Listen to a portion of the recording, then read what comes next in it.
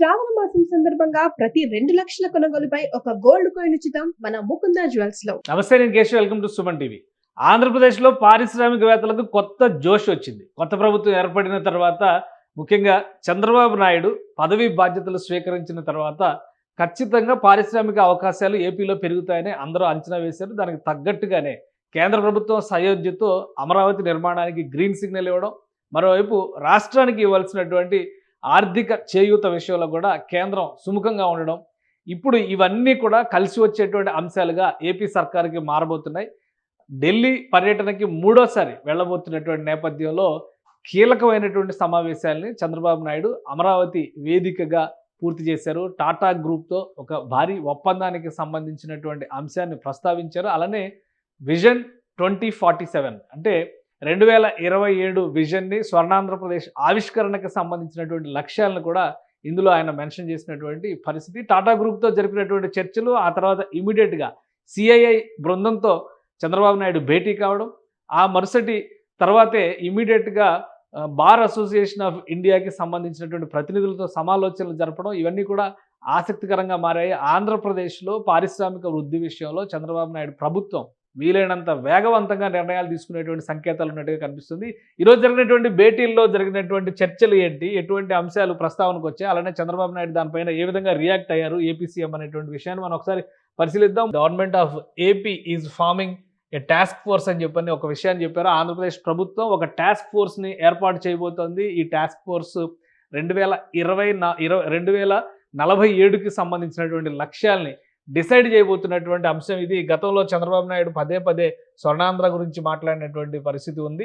అదే క్రమంలో ఇప్పుడు మళ్ళీ 2047 అంటే వికసిత్ భారత్, వికసిత్ ఆంధ్రప్రదేశ్, ఈ రెండింటి లక్ష్యాలు కూడా 2047కి అంటే 100 ఏళ్ల భారతంలో ఏ విధంగా ఉండబోతుంది ఆంధ్రప్రదేశ్ రూపం అనేటువంటి అంశం పైన విస్తృతమైనటువంటి చర్చ జరిగింది. దీనికి సంబంధించి చంద్రబాబు నాయుడు టాటా గ్రూప్కి సంబంధించినటువంటి నటరాజన్ చంద్రశేఖరన్తో విస్తృత చర్చలు జరిపారు. ఆయన ఇందులో మెన్షన్ చేశారు, I had a great meeting with my old friend the chairman of Tata Sons mister Natarajan Chandrasekaran in Amaravati today. So government of Andhra Pradesh దీనికి సంబంధించి ఒక టాస్క్ ఫోర్స్ని ఫామ్ చేస్తుంది.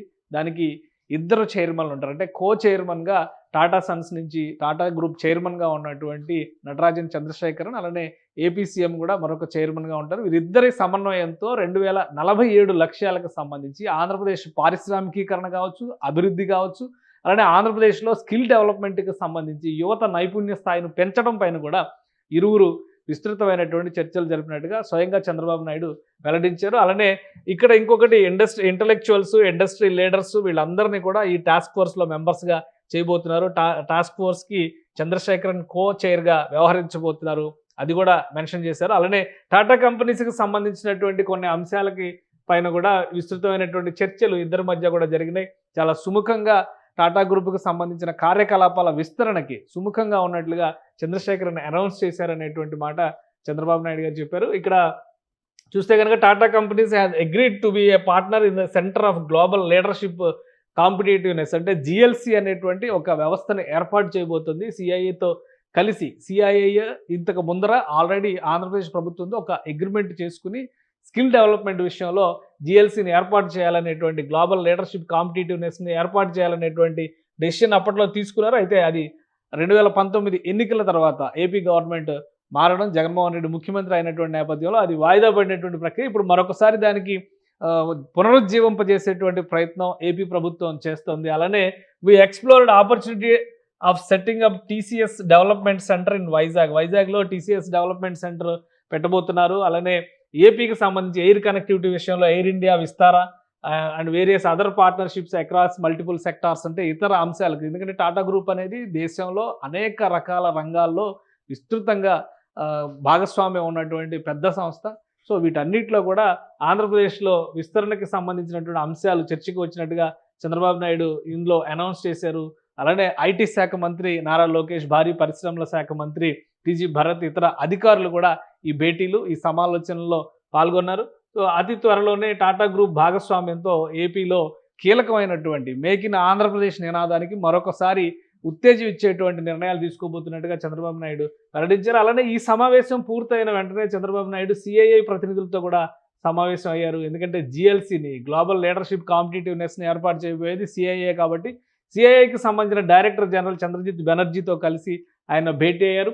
అలానే జిఎల్సీ మోడల్ ఏ విధంగా ఉండాలి, ఈ అంశం పైన కూడా విస్తృతమైనటువంటి చర్చ జరిగింది. ఈ చర్చల కోసం సిఐఐ బృందం మొత్తం కూడా చంద్రబాబు నాయుడుతో భేటీ అయినటువంటి పరిస్థితి. ఆ అంశాలన్నింటినీ కూడా ఆయన ట్వీట్ ద్వారా వివరించారు. Government of Andhra Pradesh and CII are planning to establish GoAP CII industry forum. ఇంకొకటి ఇది కూడా ఒక ముఖ్యమైనటువంటి డెవలప్మెంట్గా చూడాలి. ఆంధ్రప్రదేశ్లో ఎకనమిక్ డెవలప్మెంట్ టాస్క్ ఫోర్స్కు సంబంధించినటువంటి రికమెండేషన్స్ అన్నీ కూడా ఈ గ్రూప్ చూస్తుందనేటువంటి విషయాన్ని మెన్షన్ చేశారు. అలానే additionally we will focus on enhancing skills and employability of the youth of Andhra Pradesh through initiatives like CII multi skill training institute and CII model career centre.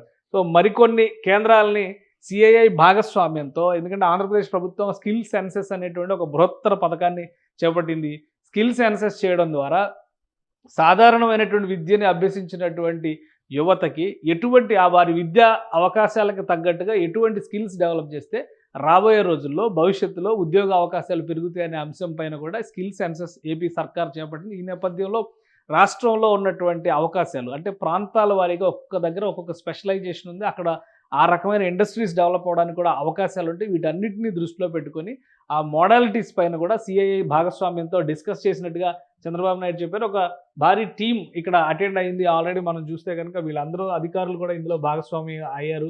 అలానే CII వివిధ సంస్థలకు సంబంధించినటువంటి ప్రతినిధులు ఈ భేటీలో పాల్గొన్నారు. వీరందరి అభిప్రాయాలను తీసుకోవడం ద్వారా ఒక ఎంసీసీని ఏర్పాటు చేయాలి. సిఐఐ మోడల్ కెరీర్ సెంటర్ అంటే రాబోయేటువంటి రోజుల్లో విద్యార్థులకి అవకాశాలు కల్పించడం, యువతకి అవకాశాలు కల్పించడం అనేది ప్రధానమైనటువంటి టార్గెట్. ఎందుకంటే 2047 నాటికి ఆంధ్రప్రదేశ్ని దేశంలో నంబర్ 1 స్టేట్గా నిలబెట్టాలంటే ఎలాంటి జాగ్రత్తలు తీసుకోవాలి, ఎలాంటి ప్రణాళిక ఉండాలి, ఎటువంటి వ్యూహాలను అనుసరించాలి, అలానే ఇటు ఇండస్ట్రీ అటు ప్రజా భాగస్వామ్యాన్ని కలుపుకుని ప్రభుత్వం దీన్ని ఏ విధంగా ముందుకు తీసుకెళ్ళాలి, దీనికి సంబంధించినటువంటి టాస్క్ ఫోర్స్ ఏర్పడిన తర్వాత ఏపీలో పరిశ్రమలకి, పారిశ్రామికీకరణకి, అలానే ఉద్యోగ ఉపాధి అవకాశాలకు కూడా భారీ ఎత్తున అవకాశాలు పెరుగుతాయి, జోష్ వస్తుందనేటువంటి అభిప్రాయం వ్యక్తం అవుతుంది. సో చంద్రబాబు నాయుడు ఈరోజు నిర్వహించినటువంటి కీలక భేటీల సారాంశం తర్వాత ఆయన ఢిల్లీ పర్యటనకి బయలుదేరుతున్నారు. ఢిల్లీ పర్యటనలో మరికొన్ని ముఖ్యమైనటువంటి అంశాలపైన సెంట్రల్ గవర్నమెంట్తో క్లారిటీ తీసుకున్న తర్వాత కొన్ని అఫీషియల్ అనౌన్స్మెంట్స్ ఉంటాయి. 100 రోజుల ప్రణాళికని అమలు చేసేటువంటి క్రమంలో రాష్ట్రంలో రాబోయేటువంటి 5 సంవత్సరాల పాటు ఎటువంటి విధి విధానాలు అవలంబించబోతున్నారు, ముఖ్యంగా కార్పొరేట్ సెక్టార్కి సంబంధించి, ఇండస్ట్రియలైజేషన్కి సంబంధించి, అగ్రికల్చరల్ మెకనైజేషన్కి సంబంధించి, కొత్తగా వస్తున్నటువంటి పరిశ్రమలకి ఆంధ్రప్రదేశ్ని వేదిక చేయడానికి సంబంధించి కేంద్ర ప్రభుత్వంతో సంప్రదింపులు జరిపేటువంటి అవకాశాలు ఉన్నాయి. వాటితో పాటు పెండింగ్ అంశాలు కూడా చాలా వరకు ఉన్నాయి కాబట్టి వాటిపైన కేంద్రం చేయూతనివ్వాల్సినటువంటి అంశాలపైన కూడా చంద్రబాబు నాయుడు సమాలోచనలు జరిపేటువంటి ఛాన్సెస్ ఉంది. కానీ ఇండస్ట్రియలిస్టులతో ఇంత వేగంగా రాష్ట్ర ప్రభుత్వం ఏర్పడిన 2 నెలల్లోనే ప్రణాళికాబద్ధంగా ముందుకు వెళ్తుండడం అనేది ఏపీ ప్రజల్లో కొంత ఆశలు రేకెత్తిస్తున్నటువంటి పరిస్థితి కనిపిస్తుంది. అదేవిధంగా ఈ ప్రాజెక్టులు కనుక మెటీరియలైజ్ అయితే అమరావతికి కొత్త రూపం, అందరూ ఆశిస్తున్నటువంటి ఒక బృహత్తర రూపం ఆవిష్కరించడానికి కూడా మార్గం సుగమం అవుతుందనేటువంటి అభిప్రాయాలు వ్యక్తమవుతున్నాయి. సుమన్ టీవీలో మీ పర్సనల్ అండ్ బిజినెస్ ప్రమోషన్స్ కోసం కింది నెంబర్కి కాంటాక్ట్ చేయండి.